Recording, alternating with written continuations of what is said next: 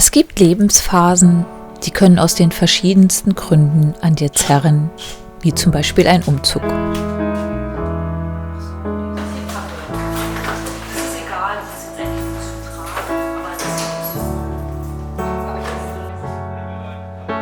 Du hast extrem viel zu tun und weißt gar nicht, wo du zuerst sein sollst.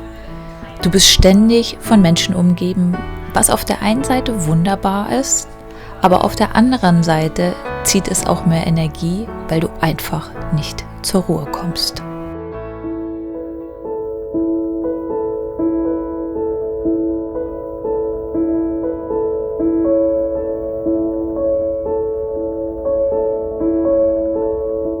Für Umzüge ist auch relativ typisch, sie sind emotional eine Achterbahnfahrt. Meistens ist es ein Mix aus dem Prozess des Loslassens des Alten und der Vorfreude auf die neue Lebensphase.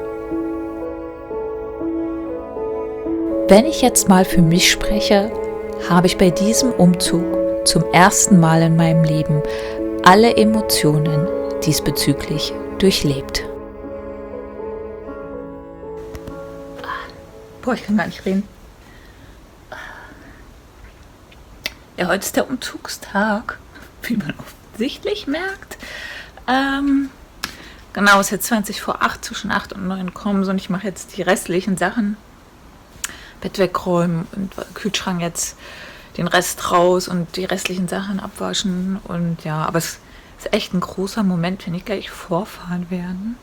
Ich kann es gar nicht glauben, dass ich jetzt wirklich umziehe.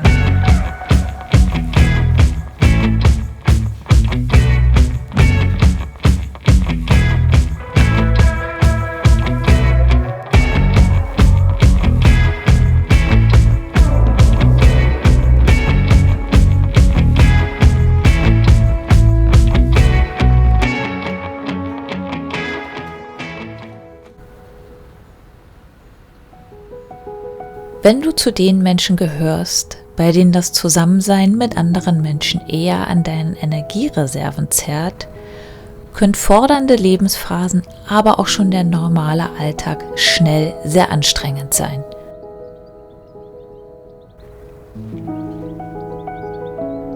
Oft nimmst du die Reize der Umwelt sehr viel intensiver wahr und hast feinere Antennen für die Stimmung deiner Mitmenschen.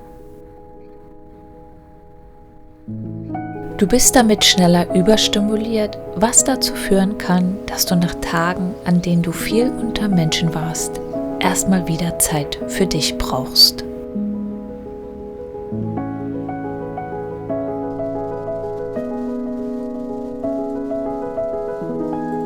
Ich liebe es, allein zu sein.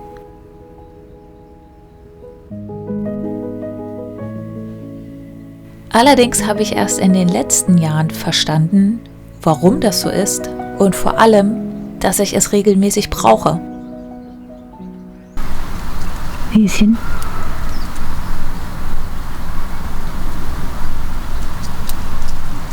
Tja, du bist sehr, sehr müde. Sehr, sehr müde ist die Ronja. So viel Spaß gehabt die letzten 2 Wochen und so viel aufgepasst. Na?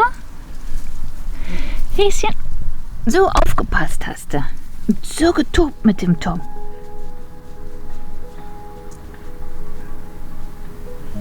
Spatzel.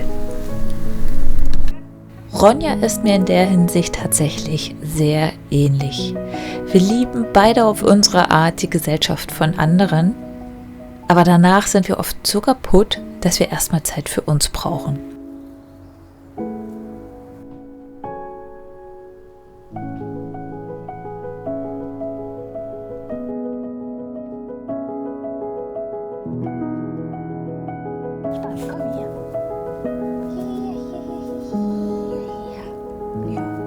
Ronja war während des Umzugs bei meiner Mutter und ihrem Freund und hatte dort die Zeit ihres Lebens.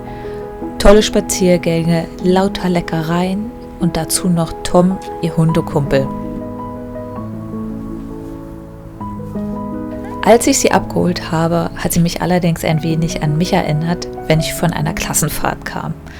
Am liebsten noch länger bleiben, aber im nächstbesten Moment erstmal einschlafen vor Müdigkeit.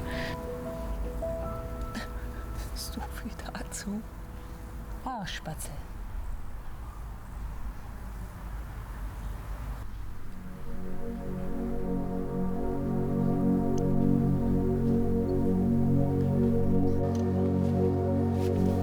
Das Alleinsein ist für mich ein bisschen wie die Luft zum Atmen. Ich brauche es, um meine Energiereserven wieder aufzuladen. Ich brauche es auch, um meine ganz eigenen Bedürfnisse sowie Gefühle wirklich wahrnehmen zu können, die im Kontakt mit anderen oft in den Hintergrund geraten. Alles gut, Spatz. Alles gut, Schätzchen, alles gut. Für meine Kreativität spielt das Alleinsein ebenfalls eine elementare Rolle.